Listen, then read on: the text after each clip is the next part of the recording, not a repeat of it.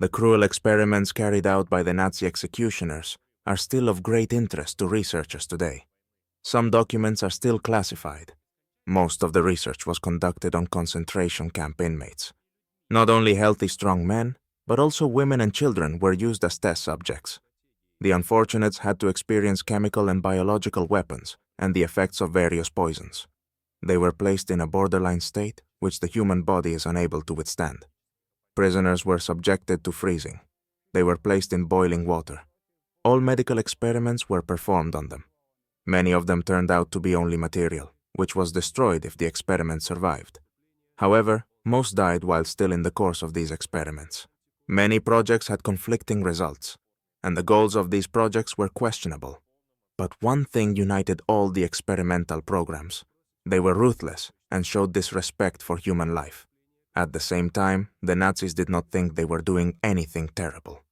They did not consider the subjugated peoples to be human beings. Therefore, they could do whatever they wanted to them. The Nazi executioners were not moved by the terrible cries of the prisoners, their pleas for help. The experiment was paramount.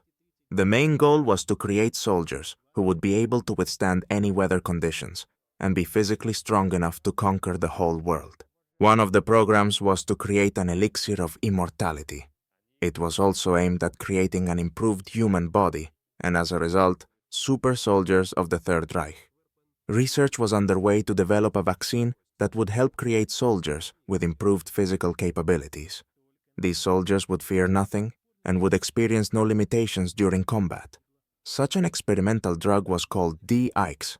It consisted of cocaine, pervitin, and eucodal. Pervitin was a powerful stimulant, and eucodal was a powerful painkiller. This cocktail made the soldiers super fast. They didn't get tired and felt no pain. In addition, during the experiments it was noticed that the subject's concentration of attention increases. They stop feeling fear, show a lot of heroism, and are very confident. They become more enduring and stronger. Thirst, hunger, and lack of sleep are much easier to bear. Such a vaccine was first tested on prisoners of the Sachsenhausen concentration camp. The results of the experiment showed positive results. Soon volunteers from the military were selected. They too tried the vaccine on themselves. The soldiers consumed capsules of the substance. After that, they had to make a long cross-country trek. Full rucksacks were given as extra cargo. D-Ix made a person more enduring and attentive. The soldiers were able to walk great distances. But there was one side effect. The test subjects became addicted to the substance. Despite the side effect, the results of the experiment were found to be overwhelming. The drug began to be used in the field, but to a limited extent. Its use began in March 1944, but the Second World War was already coming to an end. Therefore, the Germans failed to introduce D-Ix into mass production. The plan to create super soldiers was ruined. Despite the availability of the elixir of strength, the German army became weaker and weaker. Information about the creation of the wild elixir is officially documented.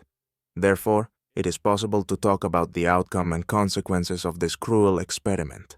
However, the Nazis sought not only to create superhumans, but also sought an elixir of immortality. On developments in this direction, there is no accurate information. There is only a legend about experiments conducted in a Japanese orphanage on children. Allegedly, the Nazis came to the conclusion that a person dies as a result of the brain sends appropriate signals. The brain sets a certain counter that counts down the time until the person dies. The experiments were all about finding this very counter and removing it. Getting rid of the counter would allow the human body to function indefinitely without aging. Officially, such a counter was called a universal kill switch. At a certain point, it would begin to tell the body that destruction was beginning in the body. Eventually, this destruction would lead to the total death of the body. In order to prevent the body from beginning to deteriorate, it was necessary to destroy the kill switch. That is, in fact, to find a way to make a person immortal. Documentation of the research was allegedly found in an old box in Hamburg in 1999. And in these very documents described strange experiments that combined not only biological research, but also the occult. Even for the Nazis, such experiments were strange. The subjects were children from an orphanage near Hiroshima. The children were chosen as test subjects because it was believed that their switch had not yet been activated. Initially, it was necessary to study the peculiarities of the brain of children, and then move on to experiments on adults. In this way, it was possible to understand where this switch was located, at what point in life it was triggered, and how it could be stopped. In the course of the experiments, it was found that this very switch is located in the cerebellum. The subjects had the part of the cerebellum that contained the switch removed. Some of the subjects died, but one of the experiments was successful. One of the girls survived, but began to behave strangely. Every night she would fall into a coma, and then come back to life in the morning. Subsequent operations were also successful. It was time to move on to experiments on adults. The test subjects were several carers from the same orphanage. The children with part of their cerebellum removed behaved very strangely. Sometime after the operation, they began to walk senselessly around the orphanage. A frightening empty smile appeared on their faces, and their eyes looked as if through a person. Then they began to follow those who were conducting experiments on them. One of the researchers noticed that the child was following him closely, and then the stalking began.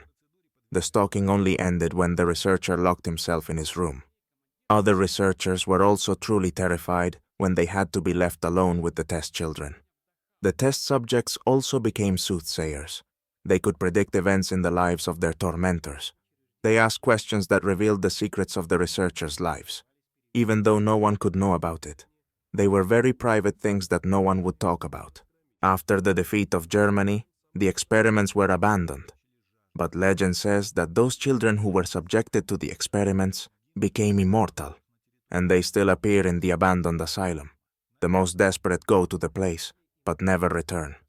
Allegedly, immortal children offer to play a Japanese game, and those who lose, they destroy. But there is no documentary evidence of experiments conducted in Japanese orphanages. It's more of an urban legend, and much of it is made up. But perhaps there is some truth to the experiment described. The Nazis did conduct a large number of very strange experiments, many of which remain unknown due to the destruction of archives.